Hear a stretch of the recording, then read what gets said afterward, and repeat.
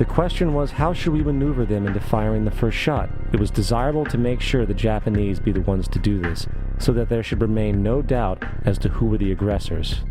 In the months leading up to the attack on Pearl Harbor, Roosevelt had done almost everything in his power to anger the Japanese, showing a posture of aggression. He halted all of Japan's imports of American petroleum. He froze all the Japanese assets in the United States. He made public loans to nationalist China and supplied military aid to the British, both enemies of Japan in the war, which, by the way, is completely in violation of international war rules.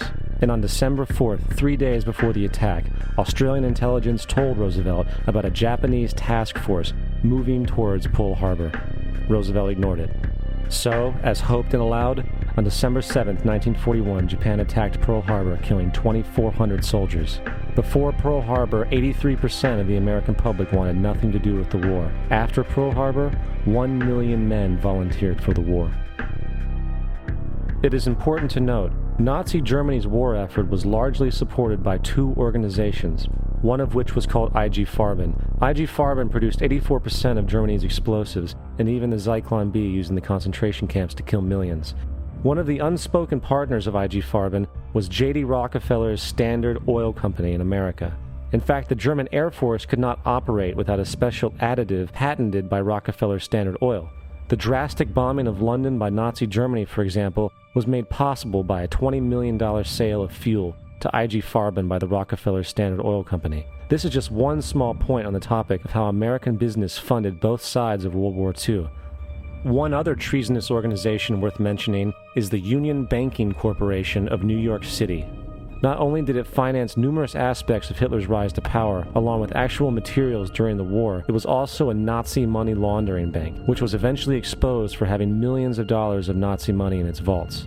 The Union Banking Corporation of New York was eventually seized for violations of the Trading with the Enemy Act. Guess who the director and vice president of the Union Bank was? Prescott Bush, our current president's grandfather, and of course our former president's father. Keep that in mind when considering the moral and political dispositions of the Bush family. Vietnam. The United States' official declaration of war on North Vietnam in 1964 came after an alleged incident involving two U.S. destroyers being attacked by North Vietnamese PT boats in the Gulf of Tonkin. This was known as the Gulf of Tonkin Incident. This single situation was the catalytic pretext for massive troop deployment and full-fledged warfare. One problem, however, the attack on the U.S. destroyers by Vietnamese PT boats never happened. It was a completely staged event to have an excuse to enter the war.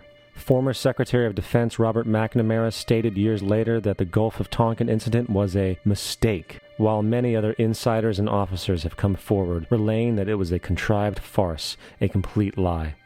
Once in the war, it was business as usual. In October 1966, President Lyndon Johnson lifted trading restrictions on the Soviet bloc, knowing full well that the Soviets were providing upwards of 80% of North Vietnam's war supplies.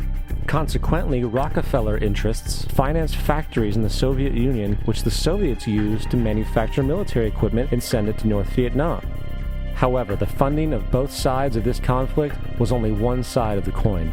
In 1985, Vietnam's rules of engagement were declassified. This detailed what American troops were and were not allowed to do in the war. It included absurdities like North Vietnamese anti-aircraft missile systems could not be bombed until they were known to be fully operational. No enemy could be pursued once they crossed the border of Laos or Cambodia. And most revealing of all, the most critical strategic targets were not allowed to be attacked unless initiated by high military officials. Apart from these imposed ludicrous limitations, North Vietnam was informed of these restrictions and therefore could base entire strategies around the limitations of the American forces. This is why the war went on so long. And the bottom line is this: the Vietnam War was never meant to be won, just sustained. This war for profit resulted in 58,000 American deaths and 3 million dead Vietnamese.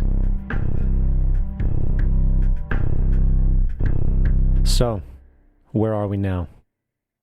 September 11th was the jumpstart for what is now an accelerated agenda by the ruthless elite. It was a staged war pretext no different than the sinking of the Lusitania, the provoking of Pearl Harbor, and the Gulf of Tonkin lie. In fact, if 9/11 wasn't a planned war pretext, it would be an exception to the rule. it has been used to launch 2 unprovoked illegal wars, one against Iraq and one against Afghanistan. However, 9/11 was a pretext for another war as well, the war against you. The Patriot Act, Homeland Security, the Military Tribunals Act, and other legislations are all completely and entirely designed to destroy your civil liberties and limit your ability to fight back against what is coming.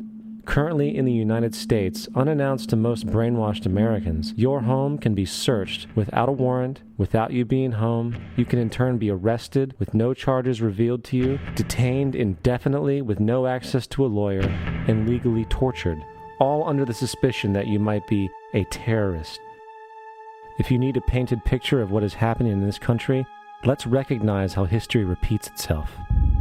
In February 1933, Hitler staged a false flag attack, burning down his own German parliament building, the Reichstag, and blamed it on communist terrorists. Within the next few weeks, he passed the Enabling Act, which completely eradicated the German Constitution, destroying people's liberties. He then led a series of preemptive wars, all justified to the German people as necessary to maintaining homeland security.